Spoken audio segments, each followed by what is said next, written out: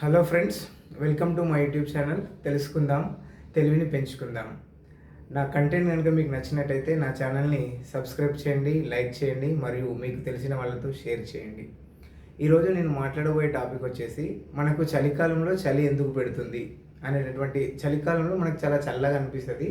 చలికాలంలో చలి ఎందుకు పెడుతుంది, మనకు చాలా చల్లగా ఎందుకు అనిపిస్తుంది అనేటటువంటి టాపిక్ని మనం డిస్కస్ చేద్దాం. మీకు డౌట్ రావచ్చు, మరి చలికాలంలో చలి పెట్టకపోతే ఎండ కొడుతుందా, ఇదేం ప్రశ్న అని మీకు అనిపించవచ్చు.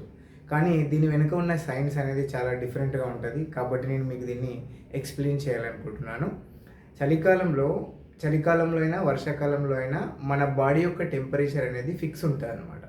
మన బాడీ టెంపరేచర్ ఎంత ఉంటుందంటే 37 డిగ్రీ సెల్సియస్ లేదా 35 నుంచి 37 మధ్య ఫ్లక్చువేట్ అవుతూ ఉంటుంది, మారుతూ ఉంటుంది.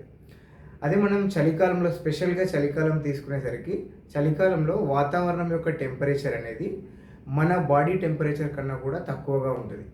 ఈ ఉష్ణానికి ఒక ప్రత్యేకమైన ధర్మం ఉంటుంది. ఉష్ణం అంటే ఏంటి అంటే, ఈ ఉష్ణం అనేది ఒక శక్తి అన్నమాట. ఎప్పుడైనా వెచ్చని వస్తువు నుంచి చల్లని వస్తువుకు ట్రాన్స్ఫర్ అవుతుంది. ఇప్పుడు మనం చలికాలం అనే సిచ్యువేషన్ తీసుకున్నట్టయితే మన బాడీ అనేది ఎక్కువ టెంపరేచర్ ఉంటుంది. ఎన్విరాన్మెంట్, సరౌండింగ్స్ కనుక, మన పరిసరాలు కనుక తీసుకుంటే పరిసరాల యొక్క ఉష్ణోగ్రత అనేది తక్కువగా ఉంటుంది. మనం ఇంతకు ముందే డిస్కస్ చేసుకున్నాం.